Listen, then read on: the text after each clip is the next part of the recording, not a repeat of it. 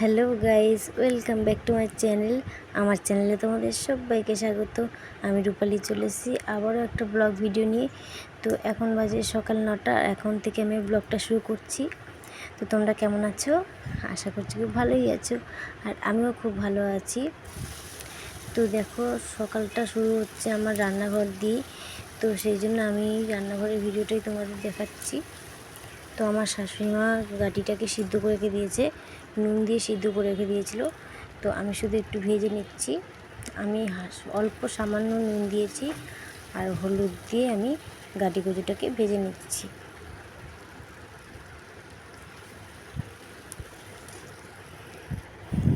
দেখো, গাটি কচুটা কিন্তু আমার ভাজা হয়ে গেছে। হালকা লাল লাল করে ভেজে নিয়েছি গাটি কচুটাকে। এবার গাটি কচুটাকে আমি তুলে দেবো বাটির মধ্যে। তো দেখো, গাটি কচুটাকে আমি বাটির মধ্যে তুলে নিয়েছি। আবার কড়াইতে আমি তেল দিয়ে দিচ্ছি।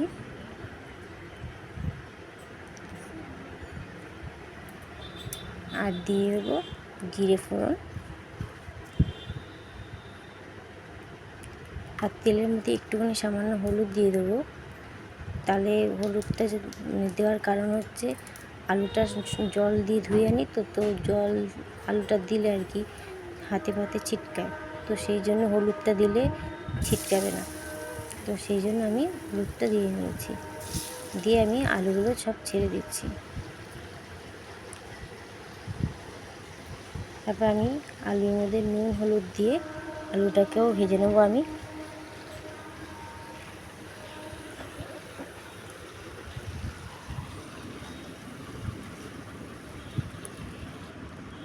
আর এদিকে দেখো, ভাত বসিয়েছি। ভাত কিন্তু প্রায় হয়েই এসছে।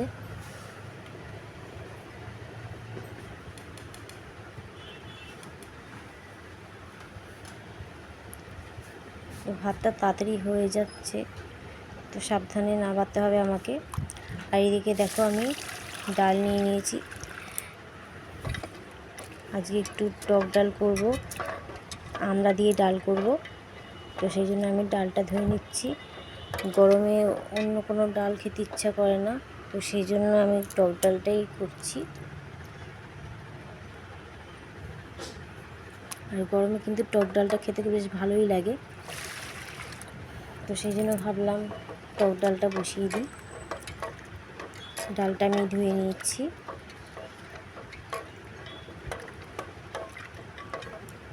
আমি তো ডালটা 4-5 বার ধুয়ে নিয়েছি।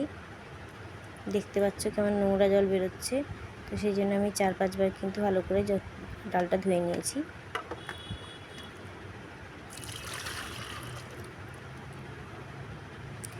তারপরে আমি গ্যাসে ওভেনে ডালটা বসিয়ে দিয়েছি আর সামান্য নুন দিয়ে নিচ্ছি, নাহলে সেদ্ধ হবে না।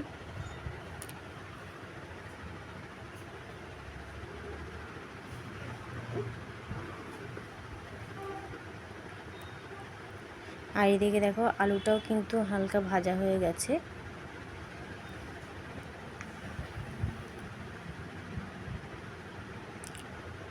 আলুর কালারটা কিন্তু বেশ ভালোই লাগছে। আর আমি কিন্তু টমেটো ক্যাপসিকাম কিছু দিচ্ছি না, আমি শুধু মশলা দিয়েই রান্নাটা করছি। তো মশলাটা আমি দিয়ে দিয়েছি। তো মশলাটা কিছুক্ষণ আমি হতে দেবো।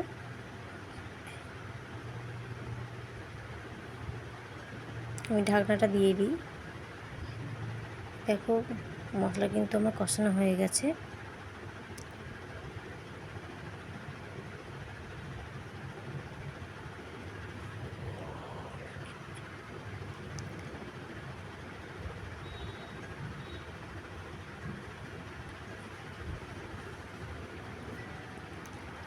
আমি বাটির মধ্যে জল দিয়ে বসিয়ে দিয়েছি।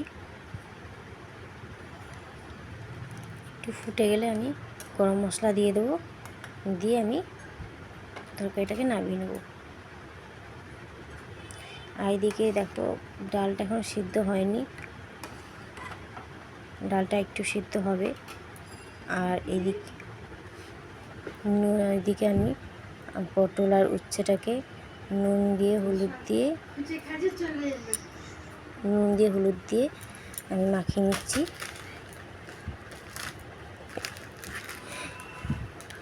নুন হলুদ দিয়ে মাখিয়ে যাচ্ছি যাতে একটু নরম হয়ে যায়।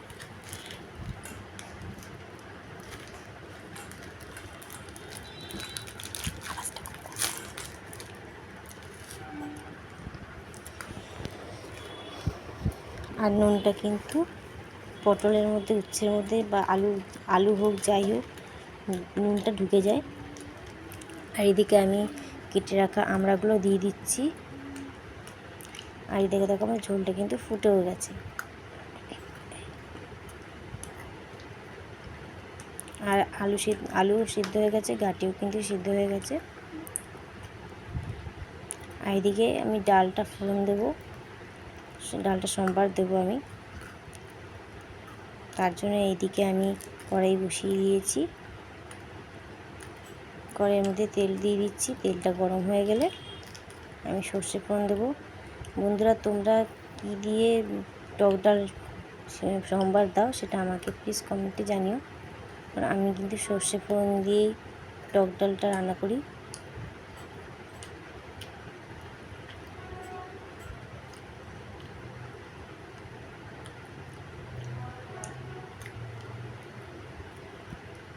তো লঙ্কাটা কিন্তু ভাজা হয়ে গেছে, আমি এবার ডালটা দিয়ে দেবো কড়াইয়ের মধ্যে।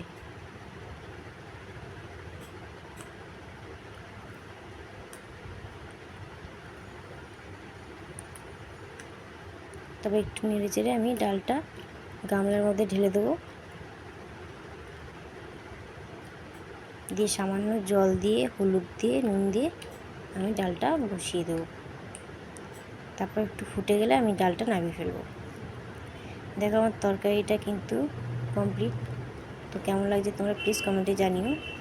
আর এদিকে আমি কড়াই বসিয়ে দিয়েছি, কড়াইটা গরম হয়ে গেছে, আমি তেলও দিয়ে দিলাম। এবার আমি পটলগুলো আর উচ্ছেটা ভেজে নেবো। তো পটলগুলো আমি দিয়ে দিচ্ছি একে একে।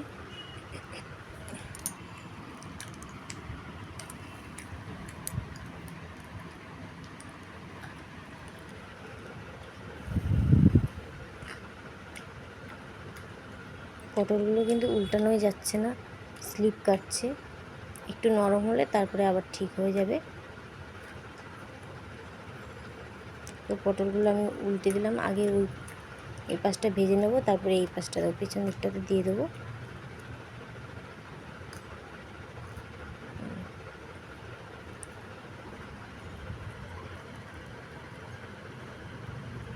এইদিকে দেখো আমার কিন্তু ডালটাও কমপ্লিট। এবার আমি ওভেনটা বন্ধ করে দেবো।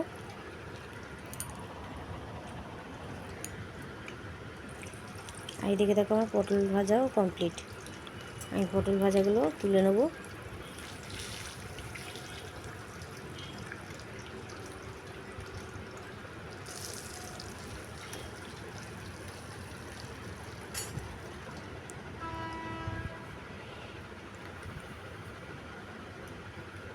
আর উচ্ছেগুলো এবার আমি কড়াইয়ের মধ্যে দিয়ে দেবো। তো গাইস, আমার রান্না কিন্তু কমপ্লিট হয়ে গেছে। উচ্ছেটা ভাজা হয়ে গেলে আমি রান্নাঘর থেকে বেরিয়ে যাব। তো দেখো উচ্ছেগুলো কিন্তু লাল লাল করে ভেজে নিয়েছি আমি। তো রান্নাবান্না আমার শেষ। তো আরেকবার তোমাদের আমি দেখিয়ে নিচ্ছি। দেখো পটল ভাজা, উচ্ছে ভাজা, আর এদিকে ডাল, আর এদিকে গাটি কচুর ঝোল ঝাল। তোমাদের কেমন লাগলো তোমরা প্লিজ কমেন্টে জানিও। আর এদিকে দেখো ছেলেকে নিয়ে পড়াতে বসেছি, কারণ ওর কদিন পরেই আবার পরীক্ষা শুরু। তো সেই জন্য আমি ওকে পড়াতে বসেছি নিয়ে। দেখো আমার ছেলে এঁকেছে, আর আমার ছেলে এখন লিখছে। তো তোমরা প্লিজ কমেন্টে জানিও ওর লেখা ওটা কীরকম, ভালো না খারাপ, তোমরা প্লিজ কমেন্টে জানিও।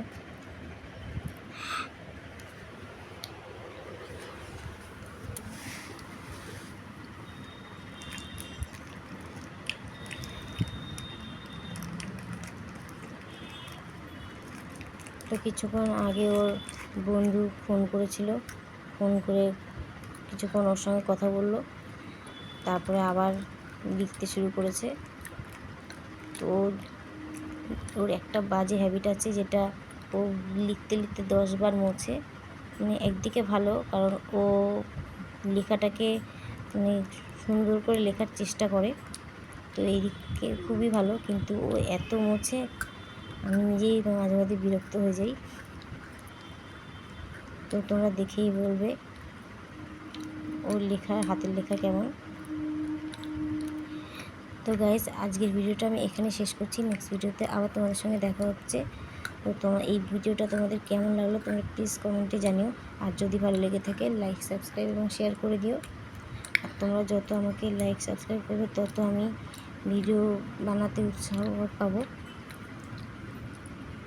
তো আজকের ভিডিওটা আমি এখানেই শেষ করছি।